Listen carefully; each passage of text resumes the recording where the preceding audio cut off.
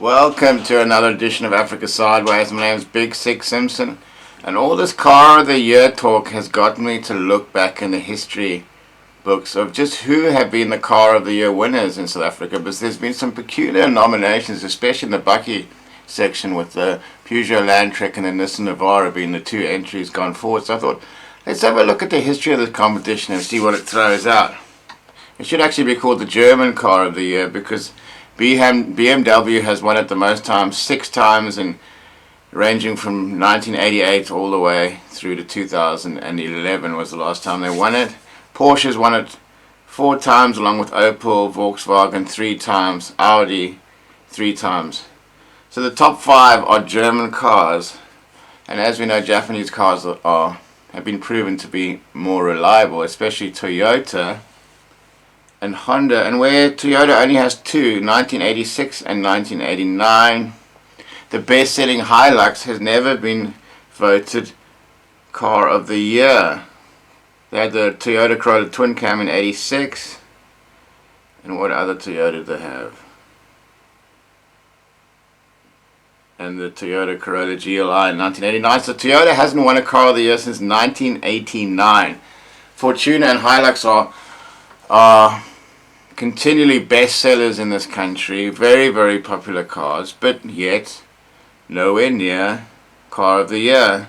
Nissan's only been once, Mazda once, Jaguar once, Hyundai, Ford only once car of the year. The amount of good product these guys put out, it's quite interesting indeed. Renault's got it twice, 2 times for Toyota and 6 times for BMW. Ooh, this is really rather interesting. So let's go through 2021 when it was Peugeot 2008, which is, the 208 is quite a popular car, good car. The 2008 is not very popular in South Africa. I don't see that many of them on the road.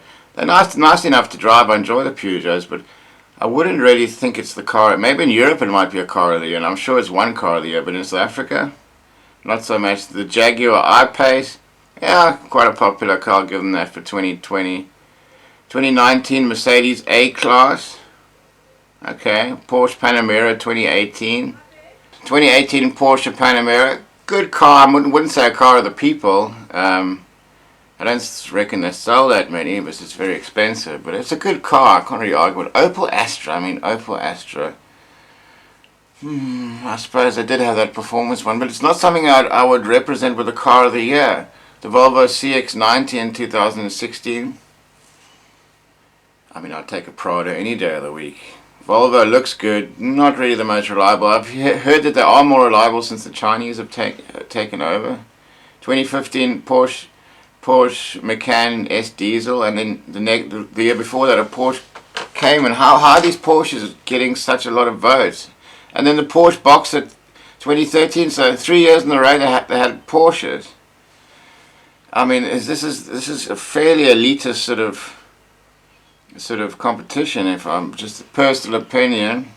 And then 2012, the first affordable car for a while is the Hyundai Elantra. I can't argue with that, good honest car. Then VW Polo 1.6, top selling car. And then the 2010 you got the VW Golf 1.4. I mean, and then you get the Honda Accord finally. A car I would have actually had as car of the year is the Honda Accord 2009. One of the best, most reliable cars ever made.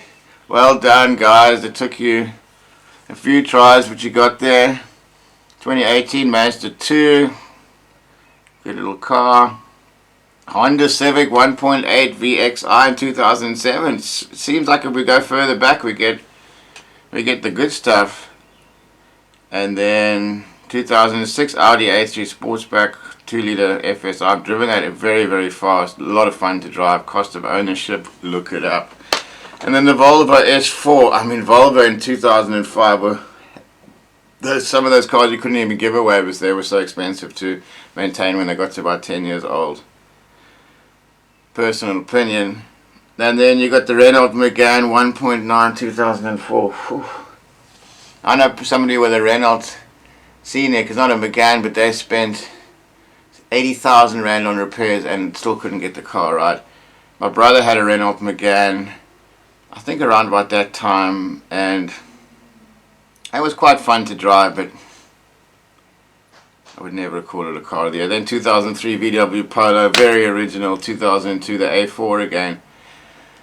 2001 the 320. And while this is all happening, we've had the Mitsubishi Pajeros, we've had Toyota Land Cruiser Prados, we've had the 200 series, we've had the 120 series, we've had the Nissan Skyline, we've had the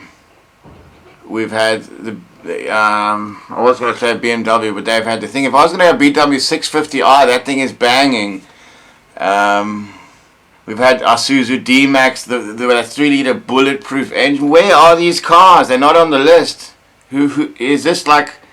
Is this like sort of like the Constantia car of the year for the Lanis? This is not for the people, most of it. Some of it is, but when you've got so many Porsches, you know, I think they've lost their way. But let's carry on down the road.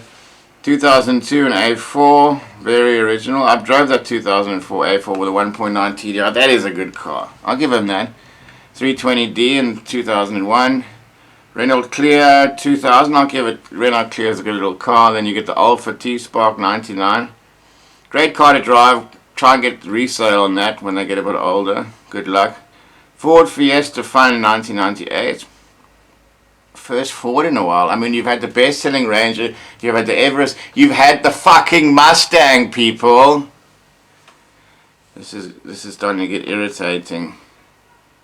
And then where are we now? Then we got the 528 in 1997. That's a good car. The 96, the A4. Then 95 Opel Astra 1.6 IS. I would have put the TS there. That was off the chain, but I'm happy with that. 1993 the 216 Vanilla Thriller. Nissan Maxima 300 SE in 1992. That is a really sexy car. Banging V6 on there. Wow, or was it a straight 6? It had a lot of gas, whichever way you look at it. Opel Monza 1991, very sexy. 525 in 1990. 89 Corolla GLI, can't argue with that. Top car. Mercedes 735i, in 1998, wrong choice. 740, the 735 was underpowered. And then 86 Toyota Corolla twin cam. So in terms of manufacturers, BMW 6, Porsche 4, Opel 4, Volkswagen 3, Audi 3, Honda 2, Merc 2, and then the rest. So there you have it, ladies and gentlemen. Just my personal opinion, but I think the car of the year isn't necessarily the best car of the year, and we'll leave it there. Peace.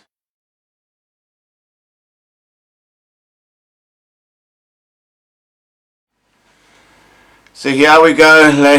So anyway, ladies and gentlemen, I think I'm going to get a couple of the other South African bloggers together, maybe GT Mag and the 4x4 Guide, and maybe the Travel Gigolo. We'll see how it goes, and let's put our heads together and see if we can get the unofficial car of the year, the people's car of the year. So keep them stum, keep them peeled, only on Africa Sideways.